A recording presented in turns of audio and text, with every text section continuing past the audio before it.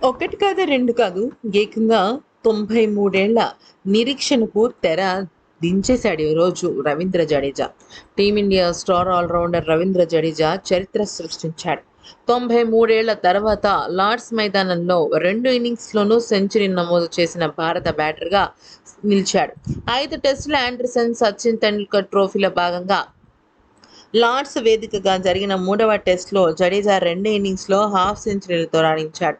తొలి ఇన్నింగ్స్‌లో 72 పరుగులు చేసిన జడేజా రెండో ఇన్నింగ్స్‌లో అజేయమైన హాఫ్ సెంచరీతో ఒంటరి పోరాటం చేశాడు. 193 పరుగుల లక్ష్య ఛేదన కోసం రెండో ఇన్నింగ్స్‌లో బరిలోకి దిగిన టీమిండియాకు టాప్ ఆర్డర్, మిడిల్ ఆర్డర్ పూర్తిగా హ్యాండ్ ఇచ్చేశారు. 4గో రోజు ఆటలో యశస్వి జైస్వాల్ డకౌట్‌గా వెనుతిరగ కరుణ్ నాయర్ 14, గిల్ 6, ఆకాశ్‌దీప్ 1 ఇలా దారుణంగా విఫలమైన సమయంలో ఇక రంగంలోకి దిగిన రవీంద్ర జడేజా ఒంటరిగానే పోరాటం జరిపాడు. 58 పరుగులకు 4 వికెట్లు కోల్పోయి ఓవర్నైట్ స్కోర్‌తో ఆఖరి రోజు ఆటను ప్రారంభించిన టీమిండియా బ్యాటింగ్ తడబాటు అలానే నెక్స్ట్ డే కూడా కొనసాగింది. తొలి సెషన్‌లోనే రిషబ్ పంత్ 9 పరుగులు చేసి అవుట్ అవ్వగా కేఎల్ రాహుల్ ఒక్కడు మాత్రం 39 పరుగులతో రాణించాడు. సుందర్ డకౌట్‌గా వెనుతిరగగా నితీష్ కుమార్ 13 పరుగులకే అవుట్ అయ్యాడు.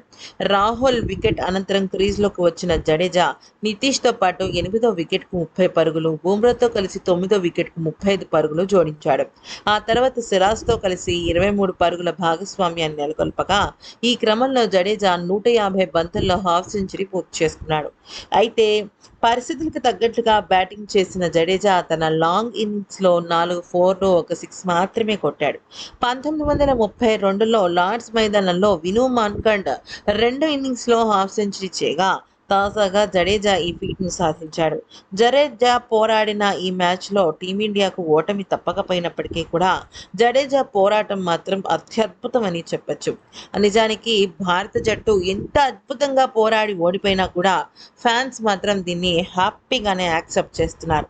ఖచ్చితంగా 4, 5 మ్యాచ్‌లు మావేనని, ఈ సిరీస్ మాదేనని చెప్పుకుంటూ వస్తున్నారు. ఇక ఇక రవీంద్ర జడేజా ఆడిన తీరు చాలా అద్భుతమని చెప్పుకోవాలి.